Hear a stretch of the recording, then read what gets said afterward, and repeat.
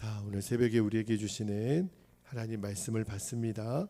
요한복음 12장 37절에서 43절까지 말씀 한 절씩 교독하여 읽고 마지막 절은 같이 읽겠습니다. 37절입니다. 이렇게 많은 표적을 그들 앞에서 행하셨으나 그를 믿지 아니하니 이는 선지자 이사야의 말씀을 이루려 하심이라. 이르되 주여 우리에게서 들은 바를 누가 믿었으며 주의 팔이 누구에게 나타났나이까 하였더라. 39절에 그들이 능히 믿지 못한 것은 이 때문이니 곧 이사야가 다시 일렀으되 그들의 눈을 멀게 하시고 그들의 마음을 완고하게 하셨으니 이는 그들로 하여금 눈으로 보고 마음으로 깨닫고 돌이켜 내게 고침을 받지 못하게 하려 함이라 하였음이더라. 41절 이사야가 이렇게 말한 것은 주의 영광을 보고 주를 가리켜 말한 것이라.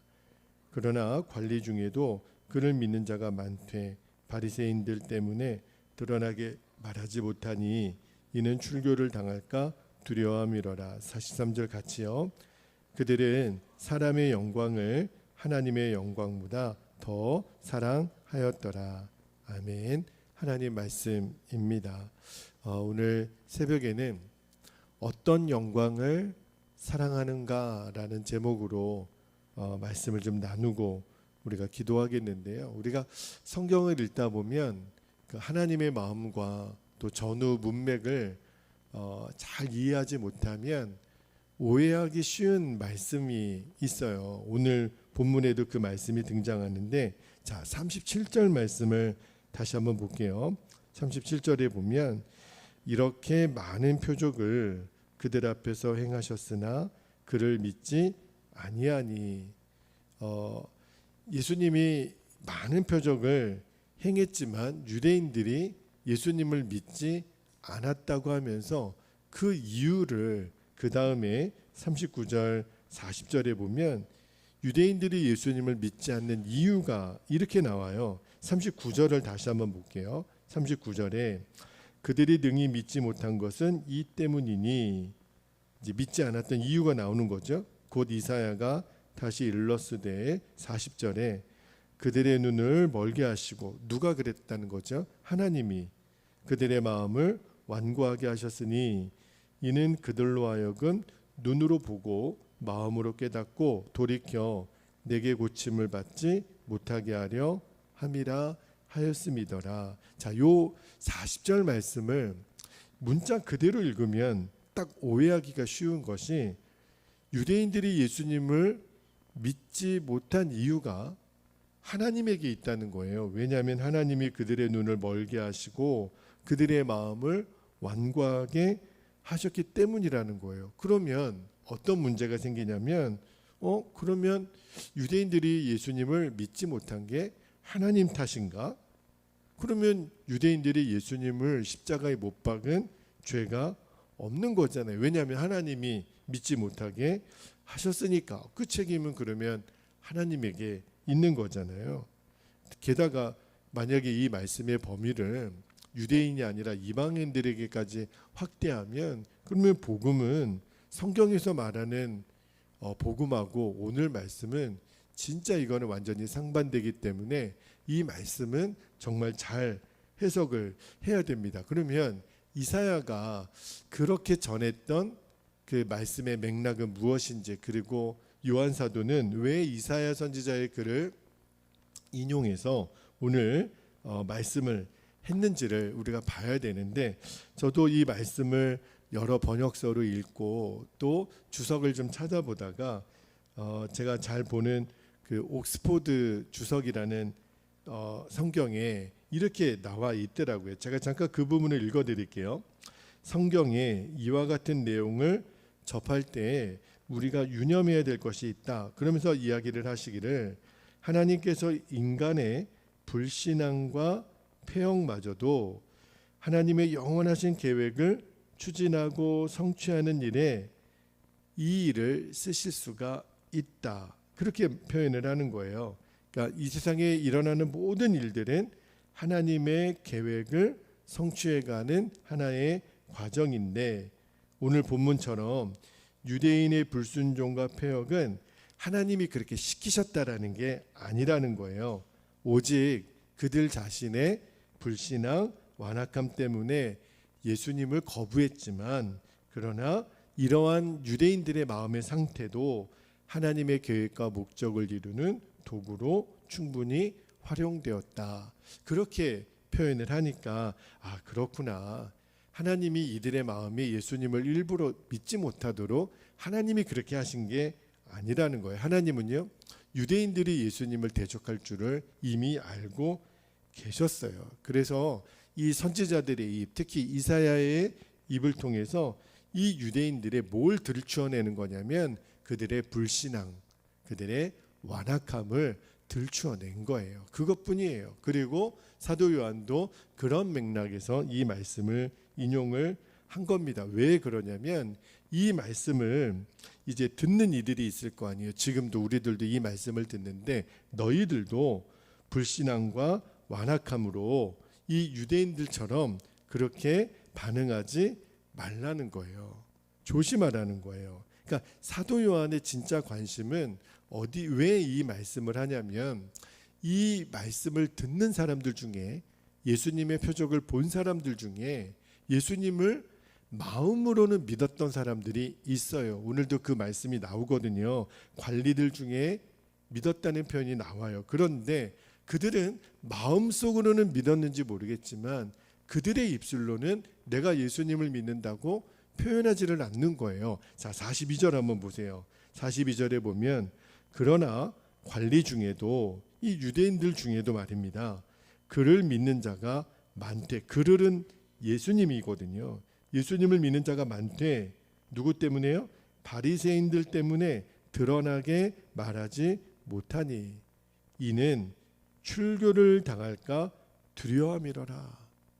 마음속으로는 예수님을 믿었는지는 모르겠지만 그러나 괜히 입 밖으로 내가 예수님 믿는다고 얘기했다가 바리새인들에게 미움 받아서 출교당할 수도 있으니 굳이 믿는다고 말을 안 했다라는 거예요. 사람들 앞에서 예수님을 주님으로 고백하지 못하는 사람들이 있었다는 거예요. 지금 사도 요한이 그들의 눈을 좀 열어주려고 이야기를 하고 있는데 여러분 여러 번 말씀드렸지만 당시 유대인들에게 있어서 출교라고 하는 것은 그냥 살아있는 사망 선고예요. 살아있으나 더 이상 인간 대접을 못 받는 굉장히 두려운 그 형벌이 출교당하는 거거든요. 그래서 공개적으로 나는 예수님을 믿는다라고 말을 못했다라는 거예요. 그러면 이들은 예수님을 믿는 사람일까요? 안 믿는 사람일까요? 속으로는 믿는데요. 그러나 겉으로는 출교당할까 봐 두려워서 믿는다고 말도 못한대요. 자, 로마서 10장 9절 10절 말씀을 한번 볼게요. 로마서 10장 9절 10절에 내가 만일 내 입으로 예수를 주로 시인하며 또 하나님께서 그를 죽은 자 가운데서 살리신 것을 내 마음에 믿으면, 자, 마음으로 믿으면 구원을 받으리라. 그런데 그것으로 끝나지 않아요. 이어지는 10절에 사람이 마음으로 믿어 의에 이르고, 중요합니다. 입으로 시인하여 구원에 이르느니라. 마음으로 믿어서 의에 이르지만 구원의 완성은 나의 입으로 예수님을 시인하는 거예요. 이 말씀을 기준으로 삼는다면 이 42절에 나오는 관리들은 예수님을 정확하게 믿는 게 아니었습니다. 구원의 완성은 예수님을 나의 구주로 인정하고 시인하는 그때 이루어지는 거거든요. 예수님이 그런 말씀도 하셨잖아요. 마태복음 10장 32절 33절에 보면 예수님이 이렇게 말씀하십니다. 누구든지 사람 앞에서 나를 시인하면 나도 하늘에 계신 내 아버지 앞에서 그를 시인할 것이요. 33절에 누구든지 사람 앞에서 나를 부인하면 나도 하늘에 계신 내 아버지 앞에서 그를 부인하리라. 그러니까 마음으로는 예수님을 믿는다고 할지 모르겠지만, 그죠? 그러나 사람들 앞에서 모르겠는데요. 나는 믿지 않는데요. 그 사람이 정말 구원받은 심령일까? 그죠? 성경은 단호하게 말씀하세요. 그런 심령은 예수님께서 인정하는 믿음이 못 된다는 거죠. 그런데 문제는요.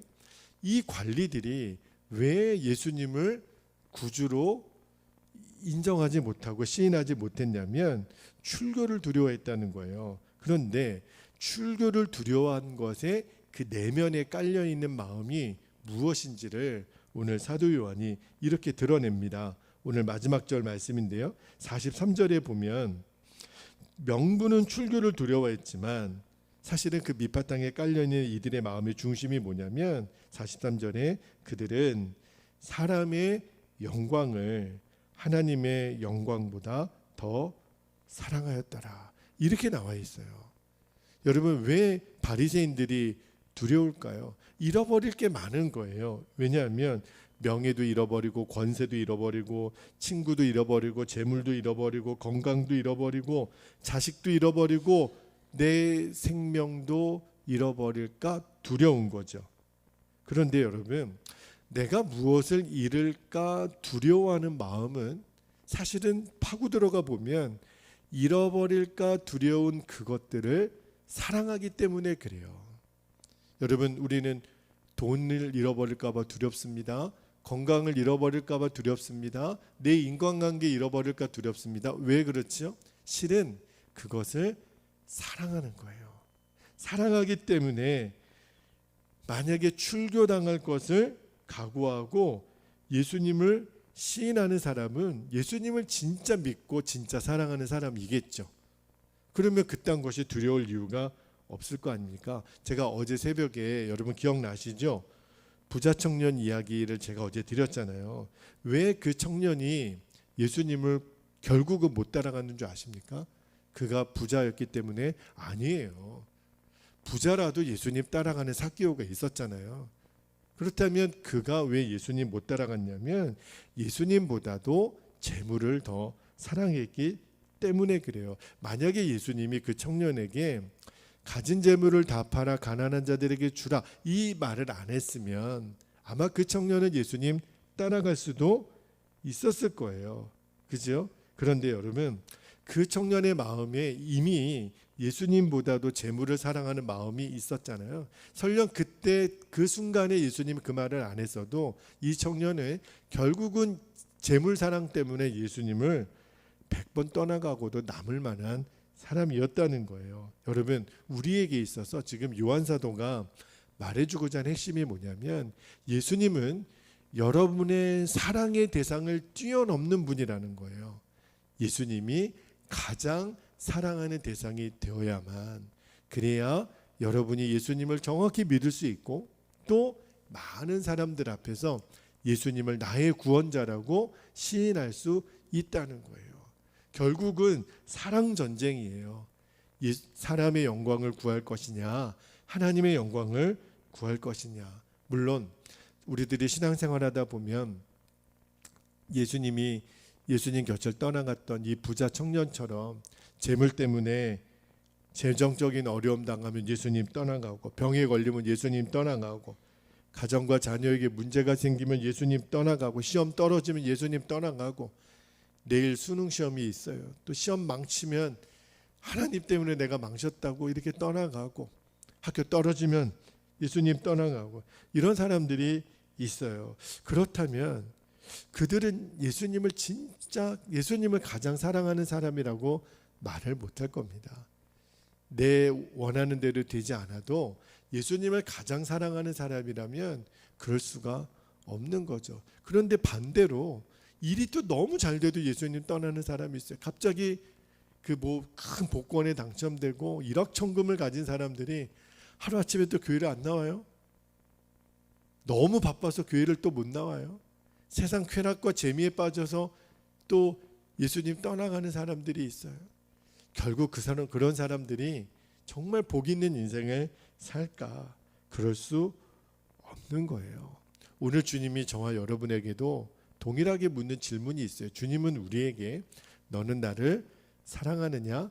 이렇게 묻는 것에 한 걸음 더 나아가서 준철아, 너는 나를 가장 사랑하냐? 말씀을 준비하다가 그런 마음을 주세요. 너가 사랑하는 대상, 하나님은 우리가 어떤 사랑하는 대상이 있는 걸 뭐라고 하지 않으세요. 마귀도요, 우리가 어떤 대상을 사랑하는 것에 대해서는 그렇게 관심을 두지 않아요. 근데 마귀가 제일 신경 쓰는 게 뭔지 아십니까? 우리가 예수님을 가장 사랑하기 시작하면 마귀가 그때부터 신경이 날카로워져요. 아니, 하나님 사랑해. 마귀가 원하는 거는 하나님 사랑하라는 거예요. 근데 돈도 사랑하고 사람도 사랑하고 명예도 사랑하고 두루두루 다 사랑하면 좋잖아. 이게 마귀의 전략이에요. 그러나 성경은, 우리 예수님은 물으시는 거예요. 하나님을 가장 사랑해야 우리가 끝까지 이 믿음의 길을 걸어갈 수 있다라는 거예요. 이게 오늘 말씀의 핵심입니다. 여러분, 내가 예수님을 가장 사랑하는 것은요, 예수님도 아시고 나도 알고 마귀도 알아요. 이거는 거짓말할 수가 없는 거예요. 내가 진짜 누구를 가장 사랑하는지, 또 나는 어떤 대상을 사랑하는지, 그죠? 드러납니다. 그래서 결국은 마귀가 내가 사랑하는 어떤 대상을 가지고 나를 공격해요. 나중에는 결국 사랑의 대상이 안 된다니까요. 나중에 내가 재물을 그렇게 사랑했던 그 청년이 결국은 그 재물 때문에 영생을 버리잖아요. 그 청년은 재물 사랑하는 것이 그런 끔찍한 결과를 낳으리라고는 상상도 못했을 거예요. 그죠? 여러분, 왜 우리가 예수님만 사랑하고 예수님만 따라가야 되죠? 이유가 있어요. 그거는 당연히 예수님에게만 구원이 있기 때문에 그래요. 우리를 만족시키고 우리에게 관심을 가져다주는 어떠한 사람도 어떠한 대상도 그들은 우리에게 구원을 주지 못합니다. 천하 이름 중에 구원받을 이름을 주신 적이 없다 그랬어요. 오직 예수 그리스도 그분만. 그래서 많은 사람들이 정산의 정상에 오를 때 이쪽 길도 있고 이쪽 길도 있고 결국은 유대교를 이슬람교를 불교를 다 믿어도 궁극적으로는 절대신을 만나는 거 아니냐? 아니요. 천만에요. 절대 그렇지 않습니다. 오직 예수 그리스도 아니면 아버지께로 올 자가 없는 거예요. 구원은 오직 예수 그리스도 그분에게만 있습니다. 이것이 우리가 예수님을 믿는 이유예요. 이것이 우리가 예수님을 사랑하고 따라가는 가장 중요한 이유입니다. 또 하나, 왜 우리가 예수님만 사랑하고 따라가야 되죠? 예수님 그분에게만 참된 만족이 있기 때문에 그래요. 여러분, 바다에 표류할 때 목이 마르다라고 바닷물 퍼먹으면 안 돼요. 그러면 더 갈증 나서 결국은 죽습니다. 우리들의 인생이 마치 진짜 생수를 마셔야 내 목마름이 해결되는데 가짜 물을 마셔서 더 목말라서 일생을 헤매는 이들이 너무너무 많아요. 여러분, 왜 그렇죠? 진짜 만족이 아니니까 그래요.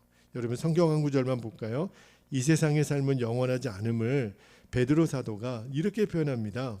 베드로전서 1장 24절에 그러므로 모든 육체는 풀과 같고 그 모든 영광은 풀의 꽃과 같으니 뭐라고 되어 있냐면 풀은 마르고 꽃은 떨어지되. 진짜 만족의 대상이 아닌 것은 금방 끝이 온다는 거예요. 내가 아무리 원하고 내가 자랑 삼고 내가 나를 만족시켜주는 그 대상이 천년만년 가는 거 아니라는 거예요. 여러분, 우리가 이 땅에서 삶이 이제 살아봐야 얼마나 더 남았을까요? 우리들의 인생은 안개와 같다라고 성경은 이야기를 하잖아요. 왜 그래요? 끝은 온다는 거예요. 다시 말하면 이 세상의 풀과 같고 풀의 영광과 같은 것은 금방 마르고 떨어지는 날이 온다는 거예요. 여러분, 우리가 모든 것을 가져도요, 이 땅에서 모든 것을 다 누려도 그 인생의 목적이 하나님의 영광이 아니라 세상 영광이 되면 목말라요. 여러분, 왜 그 수천억을 가진 재벌들, 연예인들이 왜 스스로 목숨을 끊습니까? 왜 그 별것도 아닌 이상한 그 마약에 손을 대서 하루아침에 그렇게 완전히 망하게 됩니까? 우리 성도들도 마찬가지예요. 진짜 나에게 만족을 주는 대상이 하나님의 영광이라는 것을 진짜 믿고 깨닫지 못하면 우리는 계속해서 사람 영광, 세상 영광 찾아 다닌단 말입니다. 그러면서 인생이 허무해지는 거예요. 그러나 하나님은 영원하세요. 우리가 그렇게 목말라 하는 이 세상의 육체는 풀과 같지만 하나님은 영원하세요. 그래서 영원하신 하나님의 영광을 사랑하는 사람들은 마음이 허무하지 않는 거예요. 우리가 지금은 가진 것이 없어도 무명하여도 우리가 누리지 못해도 우리 안에는 만족이 있는 거예요. 그래서 초막이나 궁궐이나 내 주 예수 모신 곳이 그 어디나 하늘나라가 되는 거예요. 왜냐하면 내 안에 만족이 있으니까. 이 하나님의 영광을 구하는 사람, 하나님의 영광을 사랑하는 사람들은 마음이 늘 편안해요. 풍요로워요. 조급하지가 않아요. 여러분 꼭 기억하셔야 돼요. 이제 금방 마르고 떨어지는 풀과 같은 영광을 구하는 인생이 되지 않기를 축복합니다. 그러려면 늘 내 인생의 주인의 자리에 예수님 그분이 앉으셔야 돼요. 예수님이 나의 왕이시고 나의 주인이십니다. 예수님 나의 모든 것이십니다. 우리들의 마음속에 늘 예수님이 나의 가장 사랑하는 대상이십니다. 그 고백을 우리가 잃어버리지 않는 거예요. 그 고백이 분명한 사람에게는 더 이상 두려울 게 없어요. 고난도 죽음의 고통도 두렵지 않은 거예요. 오늘 사도 요한이 이 말씀을 하고 싶은 거예요. 그 금방 없어질 사람 영광, 세상 영광 사랑하기 때문에 예수님을 주로 시인하지 못하는 사람들을 들추어내면서 오늘 우리에게도 도전하는 거예요. 너희들은 준철아, 너는 이 세상 영광보다 하나님의 영광을 사랑하느냐? 그렇게 부르시는 거예요. 오늘 이 새벽에 이 말씀을 듣는 여러분에게도 우리가 이 질문에 정확하게 대답할 수 있기를, 출교당할까 봐 두려워서 세상 영광, 사람 영광을 하나님의 영광보다 더 사랑했기 때문이라고 오늘 말씀하잖아요. 결국은 금방 허무해지고 아무것도 아닌 것에 이제는 우리가 더 이상 그렇게 시간을 허비할 이유가 없습니다. 오늘 눈을 떠서 하나님, 저는 예수님 가장 사랑합니다. 하나님 가장 사랑합니다. 여러분, 그러면 결국 나중에 하나님의 나라를 유업으로 받아요. 이게 하나님을 가장 사랑하는 사람들에게 주시는 상급이거든요. 이 복을 여러분들이 다 누리게 되기를 예수님의 이름으로 축복합니다. 이제 기도하겠습니다. 오늘도 두 가지 기도 제목을 붙잡고 우리가 기도하겠는데, 첫 번째, 사람의 영광을 하나님의 영광보다 더 사랑했던 모든 죄를 진심으로 회개합니다. 주님이 아세요. 마귀도 안다 그랬어요. 우리가 누구를 가장 사랑하는지. 두 번째, 나의 구원, 나의 참 만족이 되시는 예수님을 나의 인생의 주인의 자리에, 나의 보좌에 예수님이 앉으소서. 그리고 그 예수님을 언제나 모시며 살게 하옵소서. 이것이 오늘 우리가 살아가는 인생의 본분인 것을 한순간도 잊지 않고 오늘도 온전히 승리하는 하루가 되시기를 주님의 이름으로 축복합니다. 허락하신 기도의 제목을 붙잡고 주님의 이름을 간절히 부르신 후에 통성으로 기도하겠습니다. 주여